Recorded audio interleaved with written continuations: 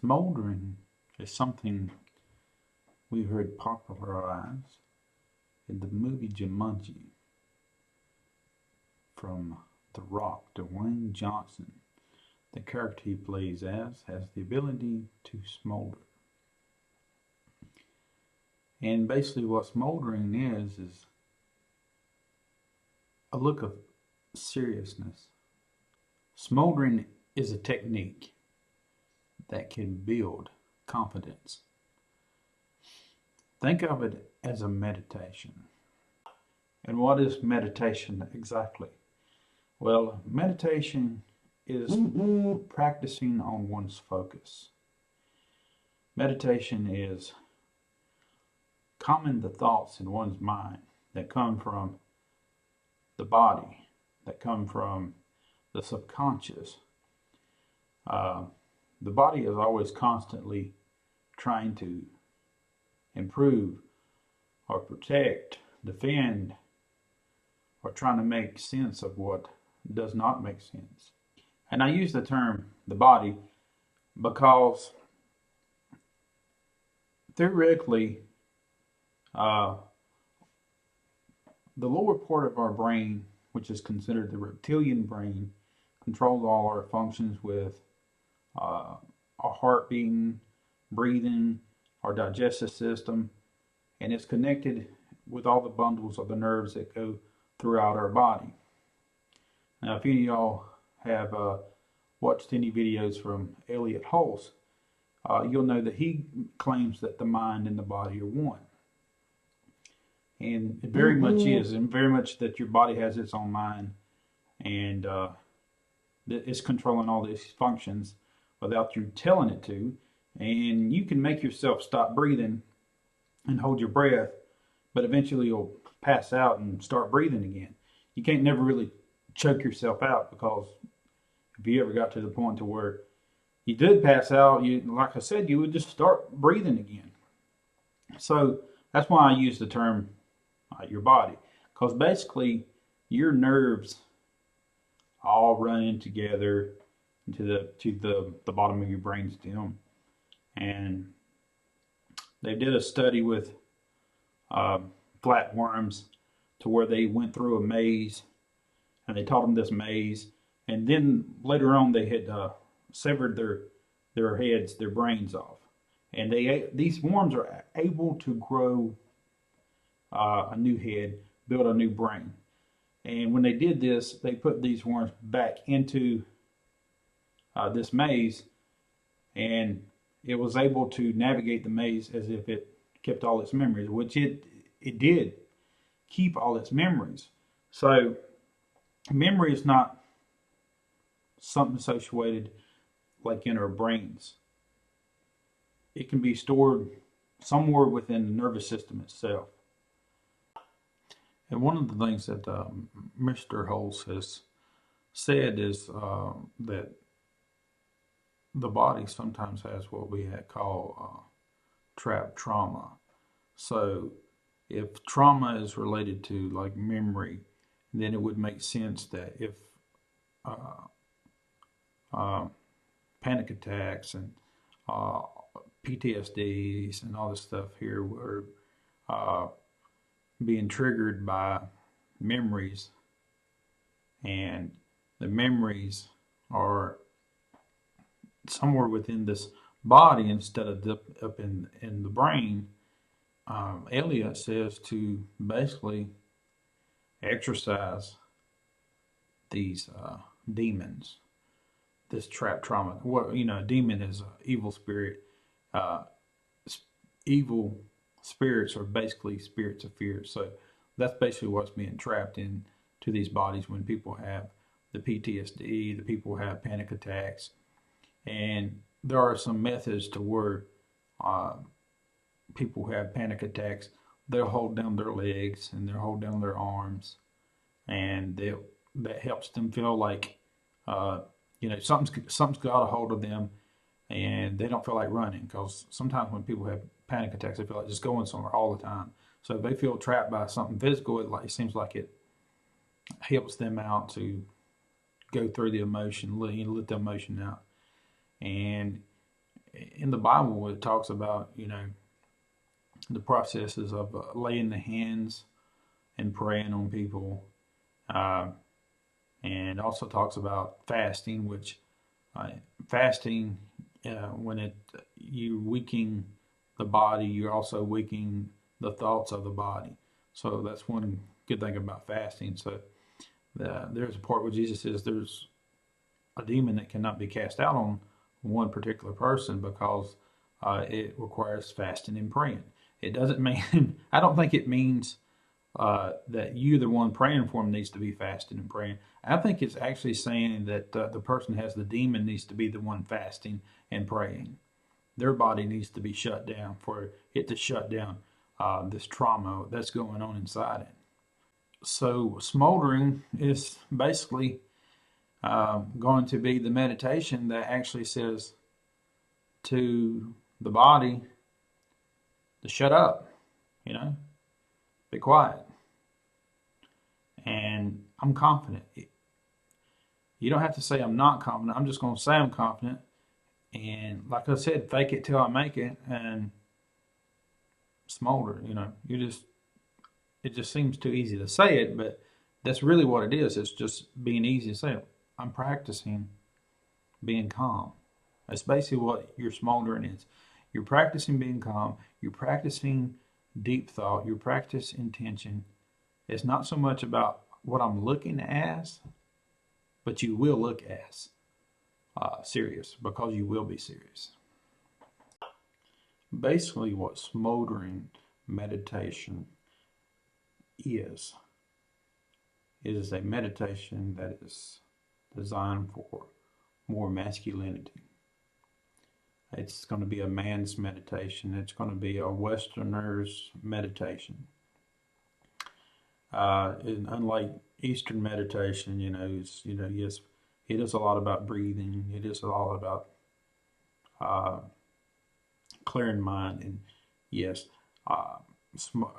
smoldering in a meditation will do that, but you're also going to have a lot of focus on, a willpower for getting things done. If you look at Buddhists, a lot of their meditation is about enlightenment. It's about seeking to be a more compassionate person. And there's nothing wrong with that. But I'm going to say, this is going to be more of a meditation that deals with boosting what you do through the power of intention, which will be, real desire. This will be not like a desire for your ego, but more for the desire to have joy from the life and experience and situations around you. I believe, Jesus is more masculine in his approach than what most people, realize. Yes, he talks about meekness, but Jesus is always referring to God as the Father. We know in Genesis that God is described as having created both male and female in his image, that God has both of these attributes. But Jesus specifically prays to the Father attribute, the masculine energy of the Godhead. So the Father is a provider, the one who's in charge of work, and he has sent the Son to do his work. Especially in that time, children were the apprentice of their own father, especially the oldest one. So Jesus is that apprentice who's carrying out the work and the skill of the Father. And Jesus spoke to men. Jesus taught men. A lot of his supporters were women. And that goes back to a lot of the roles that men and women have. So Eve was created for Adam to be a helpmate. So you see these women who have helped Jesus in his ministry and help fund and help support him and carry him out. And this masculinity energy he had that comes from the Spirit of God draw these women to him, because the masculine energy doesn't condemn females. It doesn't condemn them. If you ever read anything that Jesus has interacted with females where they have done something wrong, he never pointed the finger at them. He's always corrected the man. It never condemned the women of anything that they've done. He's told them, the one accused of adultery, he's told her, where are your accusers at? None. Well, I don't accuse you either. So now go and sin no more. So he didn't call her out and call her anything. But he just said, just don't do it. So the look of smoldering is a look of a confidence. As you're thinking deep, you put on your smoldering look. You're touching your chin. You look like somebody's very in deep thought, serious. Don't look at somebody, please. Unless you just happen to move in front of you or whatever. But you try not to look at somebody. But you're looking off into a distance, and you transfix your eye on something. It can be a blank space in the wall. It can be a picture on the wall. It could be an item on the ground. It could be anywhere.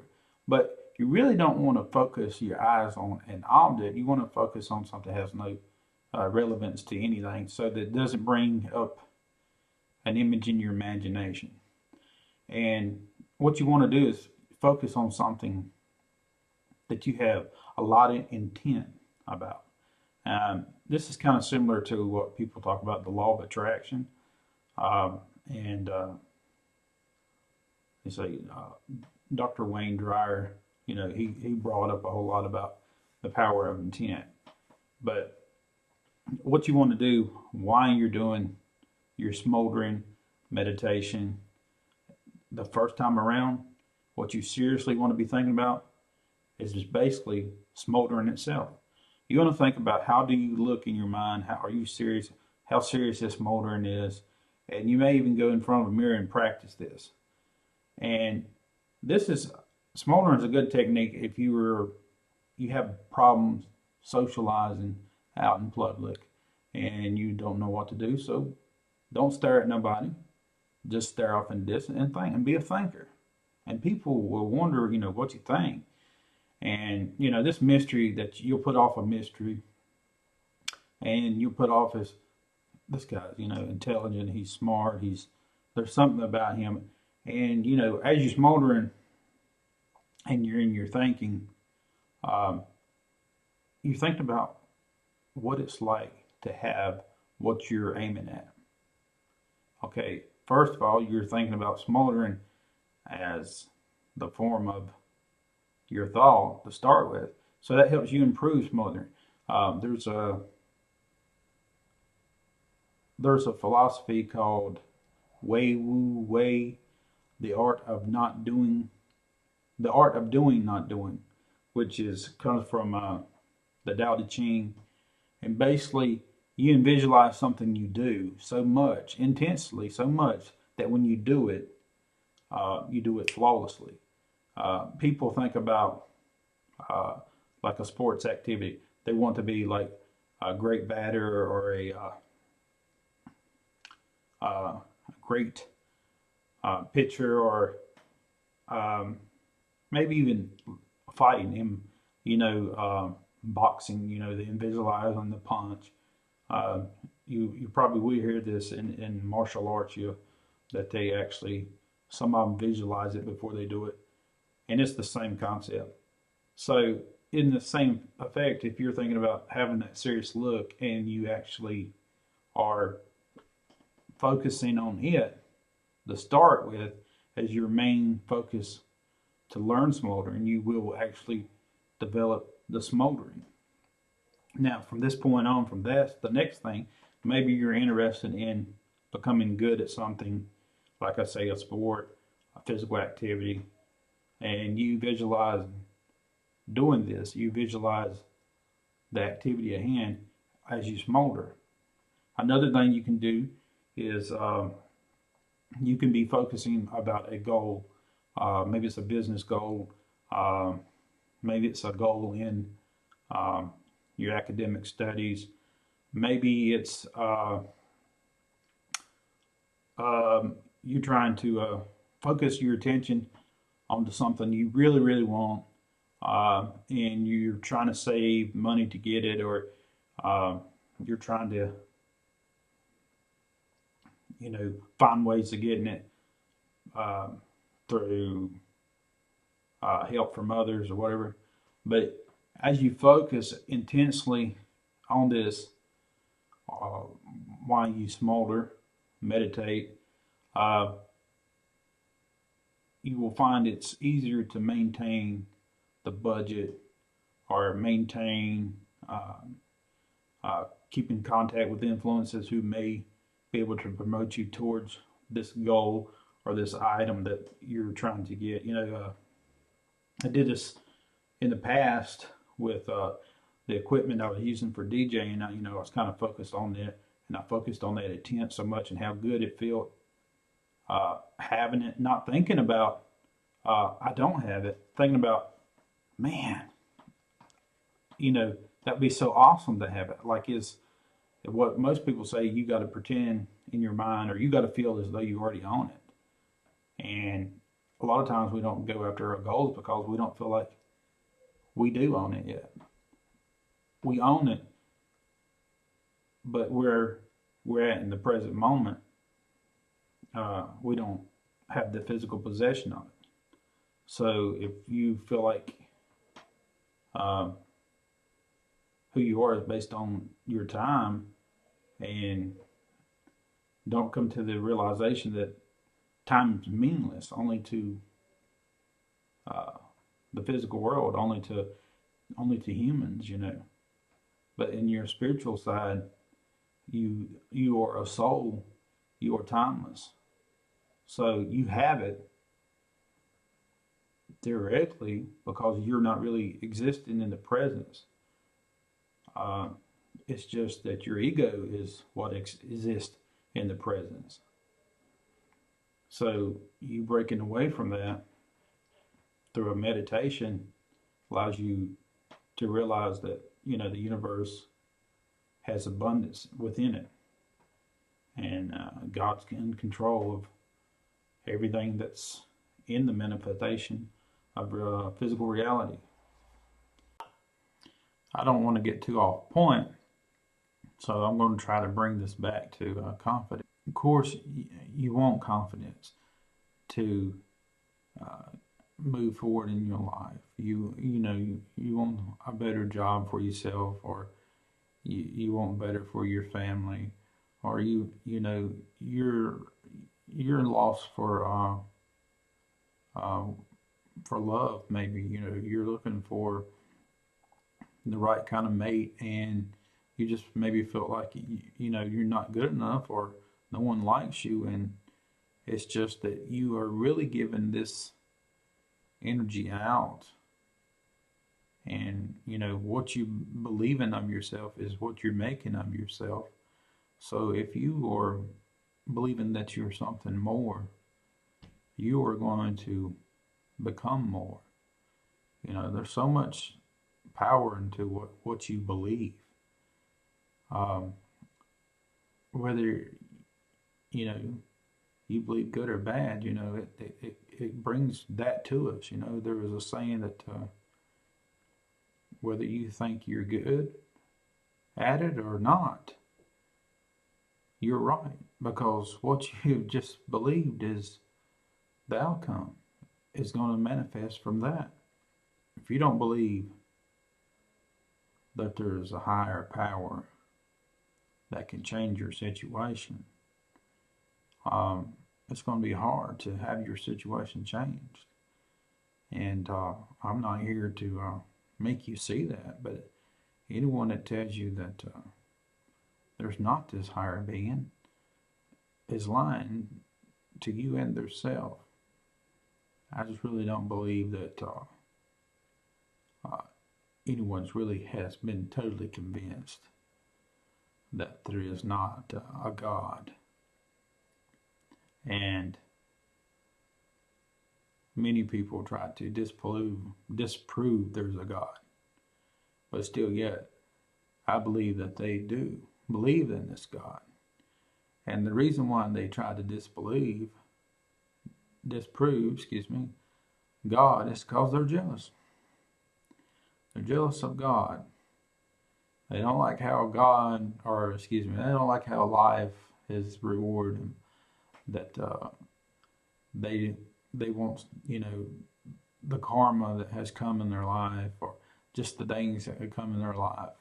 But the truth of it is they've rejected their dharma, their nature that God has intended for them. They had a purpose, they had a certain task, and they won't step into it and they won't follow it. And so they don't get what they want, and they become brats and just whine and cry and all this. But don't you play the victim. If you play the victim, you're already calling yourself a failure, and you will never succeed at anything that you wanted to do in life. Whatever you had your heart for, you basically just canceled it out, wrote void on it. So don't do that.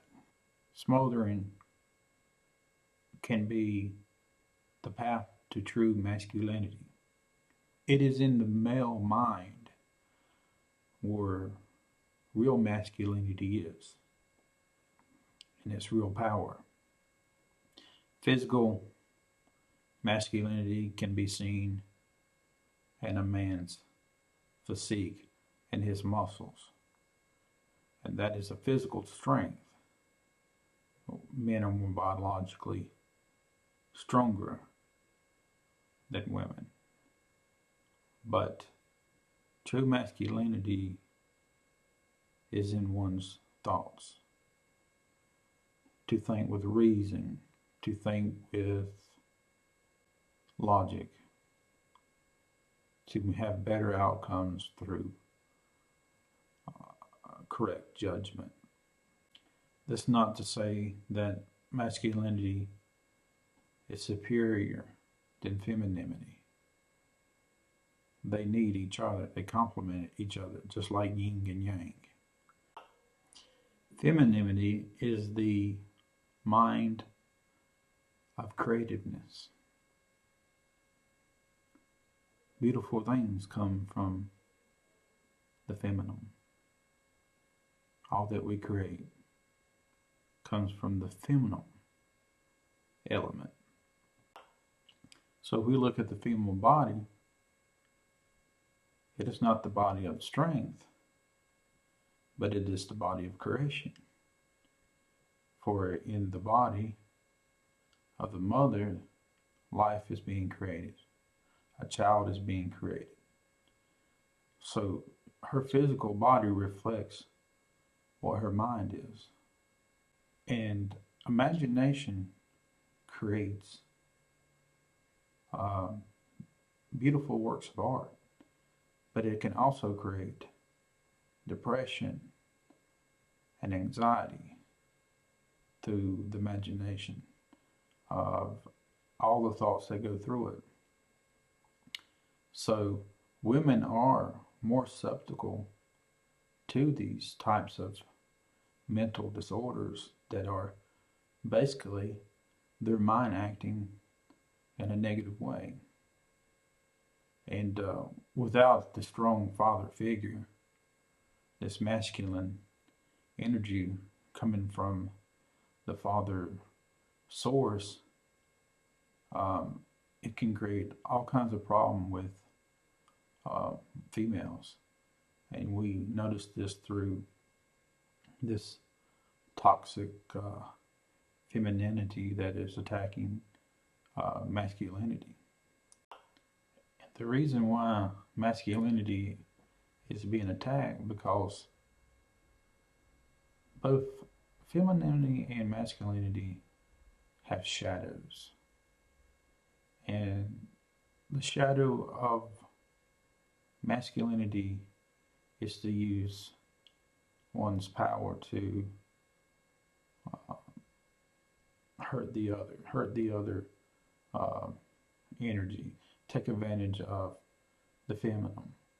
Um, and that's one type of shadow. The other shadow is actually to make a weak form of masculinity where it's uh, more manipulative and it's in its form. So one shadow is aggressive power, the other form is trusting manipulation. And both feminine and masculinity shadows do the same thing. A feminine shadow can be that, this creativity comes up with all kinds of concepts and ideas in its mind to point all kinds of fingers, come up with all kinds of different excuses to why men are evil, or the popular thing is just testosterone is just a wicked chemical that goes through a man's body and his mind. That's what's wrong, and that's not the truth. Um, Another shadow of femininity is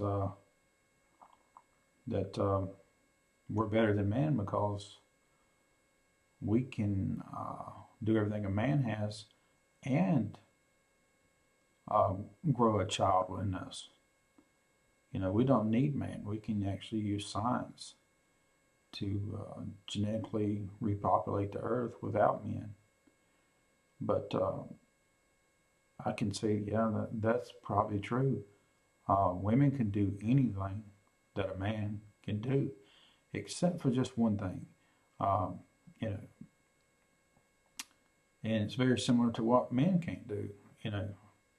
Women can do. Men can do a lot of things, but they can't give birth a child. They made an artificial womb or whatever, then yeah, they could probably do the same thing. But the thing that a woman can't do that a man can do is be a father, and a man can't be a mother. I was raised by my father, and he couldn't be a mother. It doesn't matter what he did and provide. He couldn't be a mother, and that's the same way with women who are raising children. They can't be a father. You're not going to get the right energy from the father, from the mother that the father gives. Our minds give off different frequencies, and we give off different body language than each other. And sons grow and mature to develop a good relationship with women when they get older based on how they were with their mother growing up. And females do the same thing. They grow and develop a good relationship with men based on how the relationship was with their father. And these things are missing. We are seeing these single parent homes for so long now.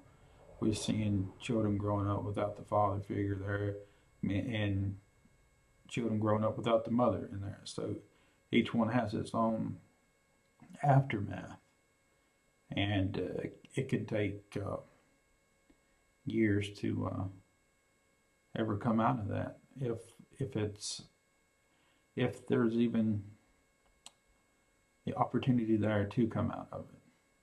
And that opportunity is basically an unconditional love that says, hey, that I care about your well-being and your success. And that is the love of Christ. That is the love that God sent to the earth to not condemn us, but to help us grow and to be stronger.